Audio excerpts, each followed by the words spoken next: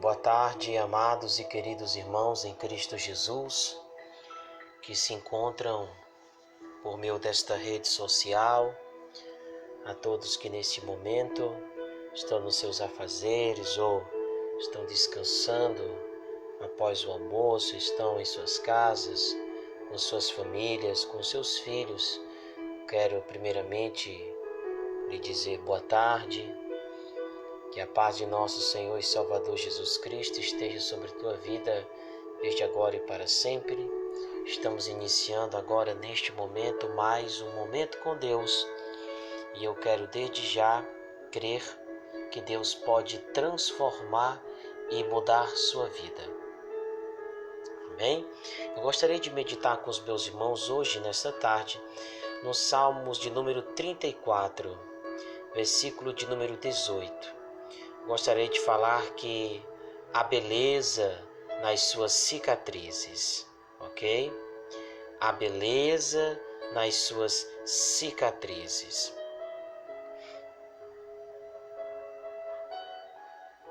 Pensando nisso, meus irmãos, vamos meditar. Existe beleza nas suas cicatrizes, porque elas fazem as pessoas entenderem que não é mérito humano ser amado por Deus. Ok? Vamos ler o Salmo 34, verso 18, que diz: Ele fica perto dos que estão desanimados e salva os que perderam a esperança. Amém?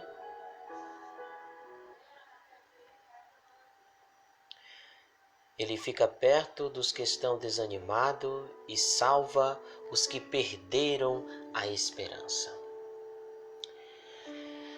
Durante a nossa trajetória, durante a trajetória da nossa vida, sempre teremos momentos bons e momentos ruins para recordar. Às vezes passamos por dias tão difíceis que acreditamos que somos os únicos a enfrentar determinada situação. No meio cristão existe uma pressão para que você seja uma pessoa mais forte, alguém que não se abata e que nunca fique triste. Talvez seja por isso que a igreja esteja tão falha em relação à santidade, pois Deus só aperfeiçoa o seu poder em nós quando somos fracos. Assumir nossas falhas e nos orgulhar das nossas cicatrizes pode ser algo muito difícil e demorado, mas vale a pena. A vida inteira nos ensinaram a esconder nossas marcas, mas Cristo escolheu morrer na cruz e fez questão de deixar as marcas causadas por essa escolha. Já parou para pensar por que Jesus morreu na cruz e fez questão de deixar estas marcas causadas por essa escolha? Quando você chegar no céu, e creio nessa tarde que essa palavra poderá salvar a tua vida, poderá salvar a tua alma. Quando você chegar no céu, você vai ver um homem não com um diploma nas mãos. Não estou aqui diminuindo ou não estou aqui desfazendo a questão do estudo. O estudo é necessário, o estudo é importante, me faz ter clareza, me faz ter conhecimento, me faz entender as coisas espirituais como elas devem ser. Mas quando você chegar no céu, você não vai ver um homem com diploma nas mãos. Você vai ver um homem com cicatrizes nas mãos. Porque o diploma sinaliza o que você aprendeu, mas as cicatrizes sinalizam o que você venceu. Aquele homem venceu a morte, venceu o pecado, venceu o inferno e nos trouxe a possibilidade, a garantia, não a possibilidade para que nós pudéssemos ser salvos, mas a cruz demonstra que Cristo concretizou a nossa salvação. Então, já parou para pensar por que Jesus morreu na cruz e fez questão de deixar essas marcas causadas por essa escolha, a escolha de auto se oferecer, de morrer por aqueles que ainda não haviam existido, não haviam nascido ainda, mas mesmo assim Cristo, na eternidade passada, já havia oferecido seu Filho como Cordeiro imaculado para morrer pelos nossos pecados na cruz. É interessante quando eu falo sobre a beleza das cicatrizes. Eu me lembro de uma passagem bíblica sobre os 2 discípulos no caminho de Emaús, e a Bíblia diz que esses 2 discípulos estão seguindo, aquele caminho. Emaús era uma cidade que era oposta a Jerusalém. É como se Jerusalém ficasse à frente e eu virasse as costas e seguisse em frente. E em frente estaria Emaús, por assim dizer, nesse exemplo, para que os meus irmãos possam entender.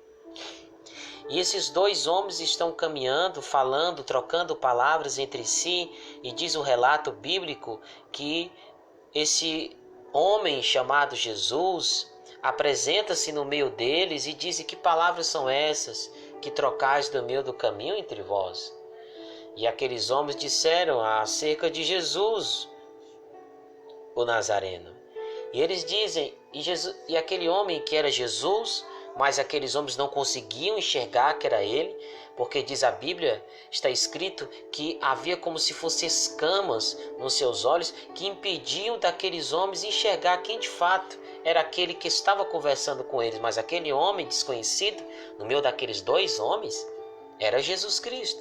E Jesus pergunta a eles, embora eles não soubessem que era ele, Jesus pergunta: quem é este homem? E aqueles homens dizem: aonde é que tu estavas? É peregrino?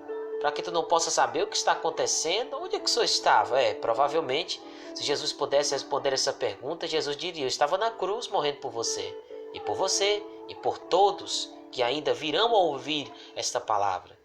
Aqueles que ainda vão ouvir acerca de minha vida.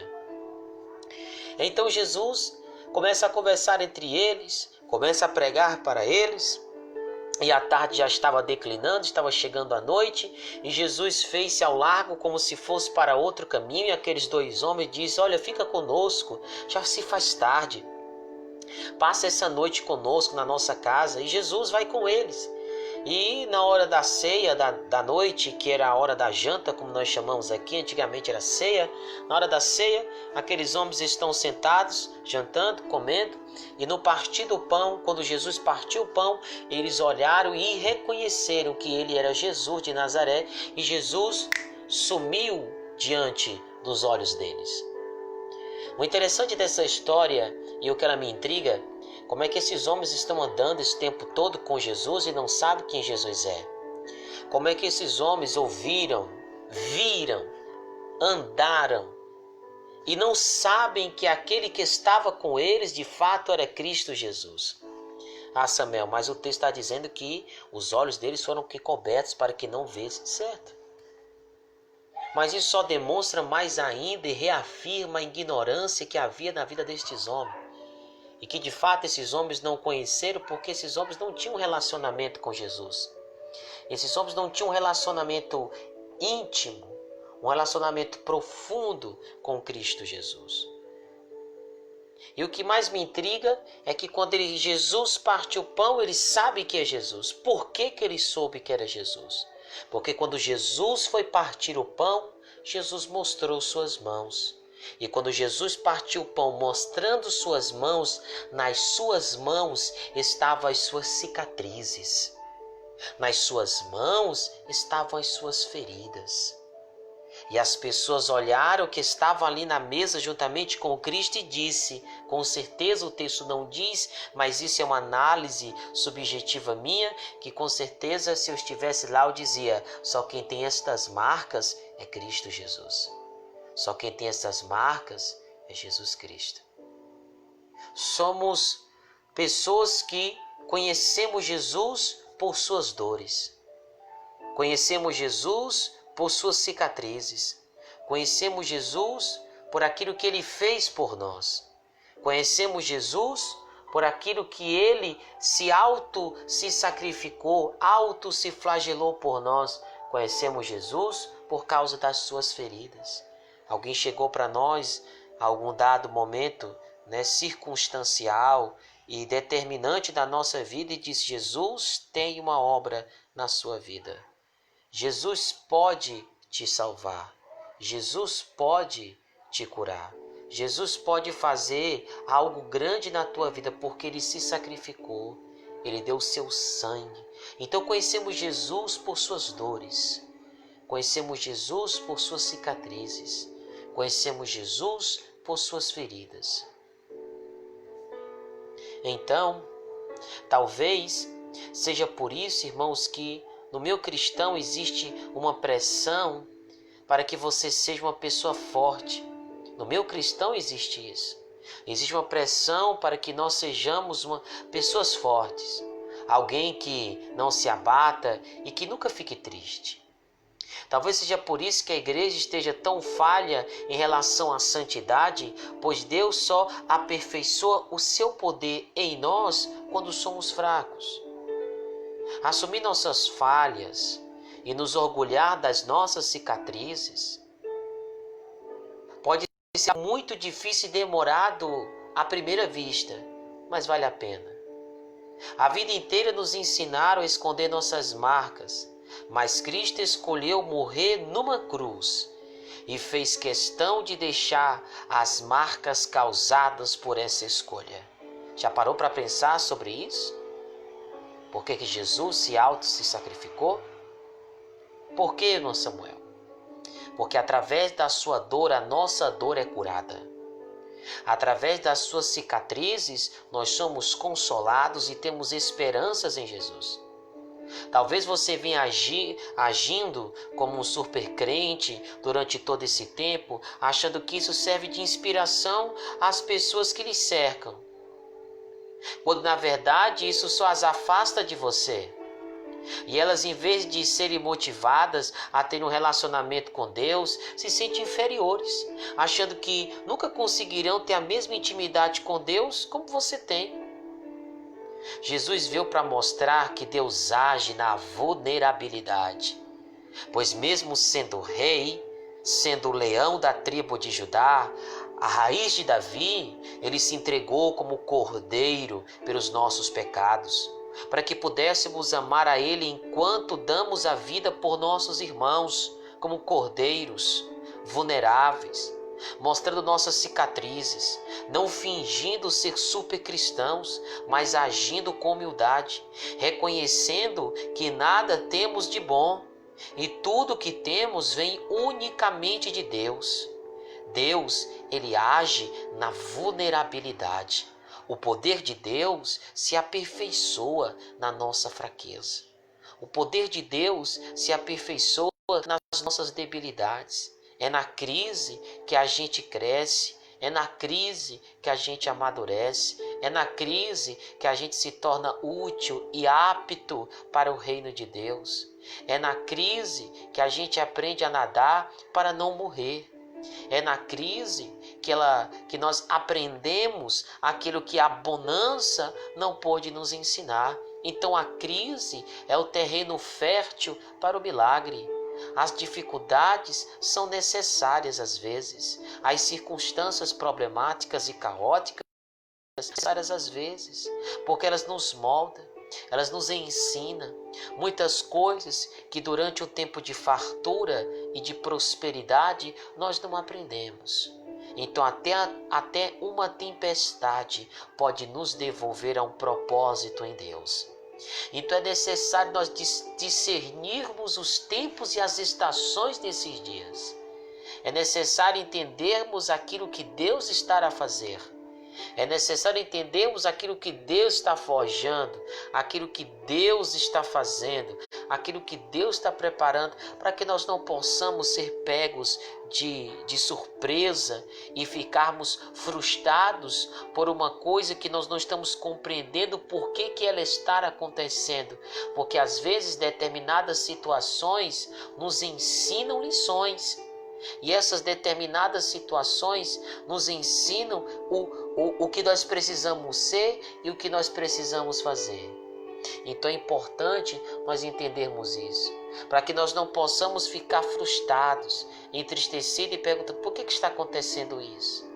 Porque existem situações que não é o diabo que está promovendo, que não é o inferno que está promovendo, mas existem determinadas situações que quem está as fazendo é Deus, para nos devolver ao seu propósito original.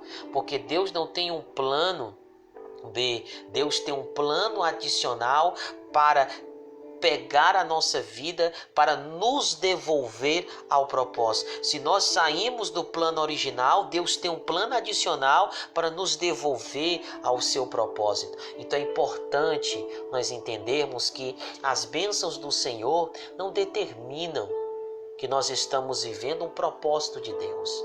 As bênçãos sinalizam que nós estamos recebendo de Deus aquilo que todos os dias nós recebemos, a sua misericórdia. As bênçãos sinalizam misericórdia, os milagres sinalizam misericórdia. Mas o que sinaliza o que eu estou, ou se estou no propósito, abraçando o propósito de Deus, vivendo o propósito de Deus, é quando eu entendo o que Deus está falando e dou uma resposta para aquilo que estou recebendo do Senhor. Então existe beleza nas suas cicatrizes.